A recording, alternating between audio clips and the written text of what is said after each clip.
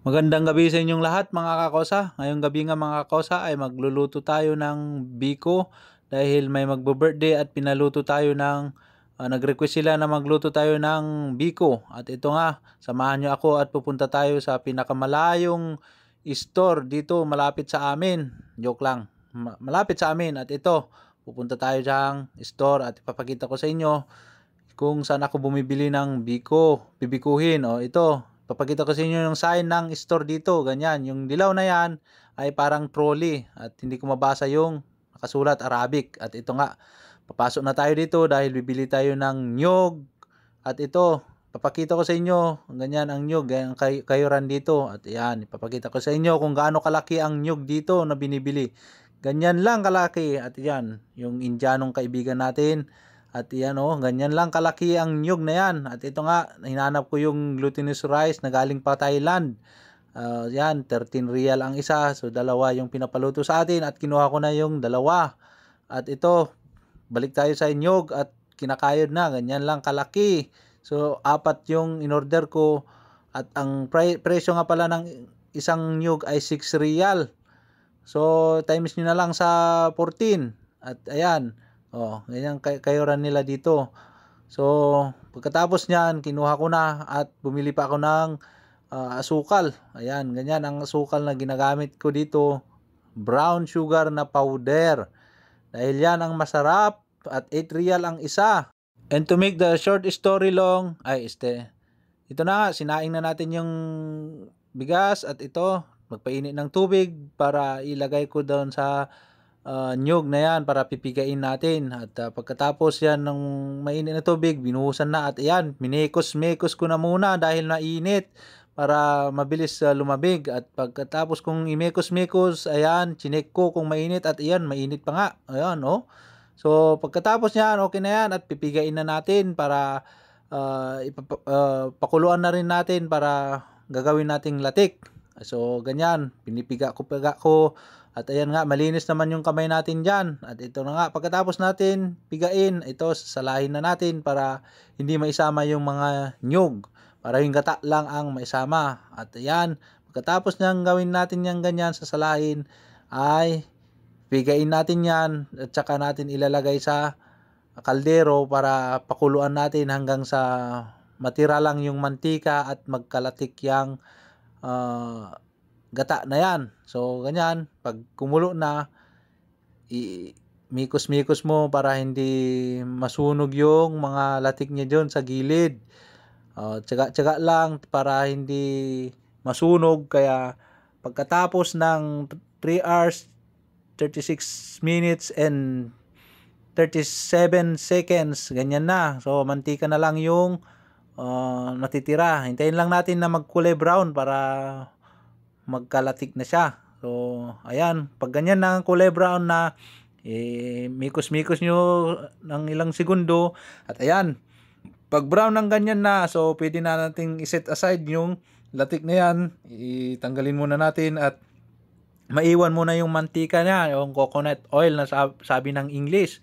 So, ganyan, lagay mo dyan, iset aside mo muna. At pagkatapos mo iset aside, yan, sindihan mo yung kalan ng medium heat. Mas mababa sa medium heat at ilagay na natin yung asukal para maghalo dun sa langis ng nyog. At saka para mainit na rin. So, mahinang apoy lang at yan, mikos-mikos nyo na rin yung asukal at ilagay nyo na rin.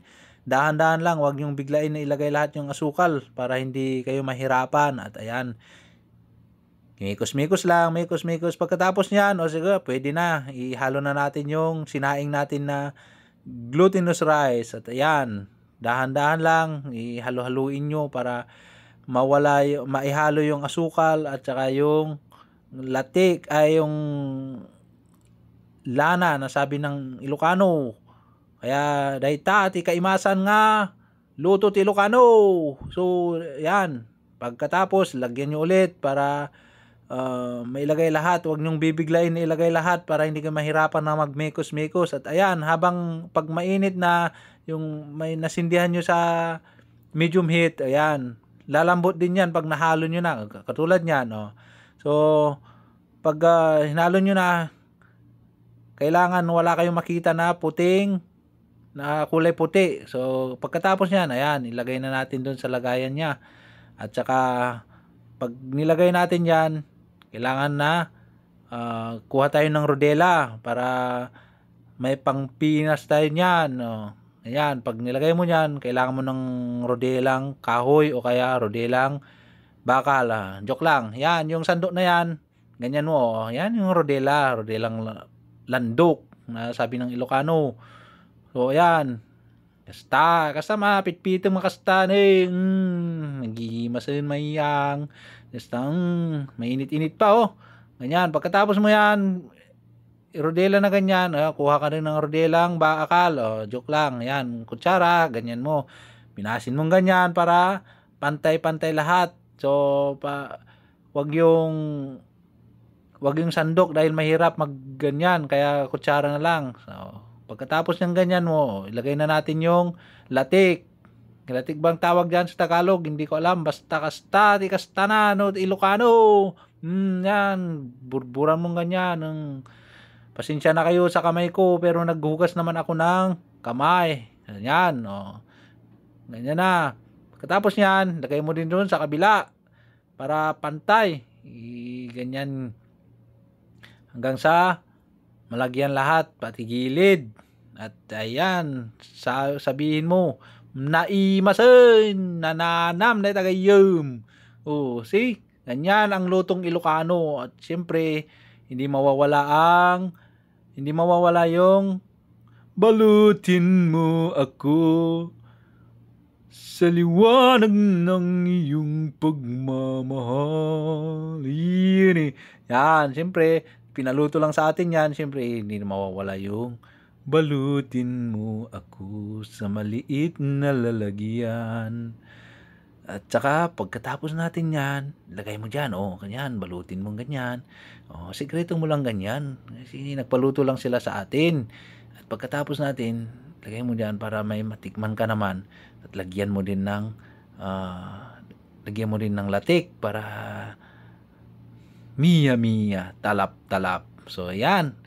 So, paglagay niyan, lagay mo yung latik. So, yan na, ayan, ganyan. Ayan, lagay mo dyan. So, huwag mo ipahalata. Pero sabihin mo na lang. At ayan na nga yung finished product ng Ilocano style. So, gagayom, mga rin! Happy birthday! Di nag-birthday. Bye-bye! Salamat!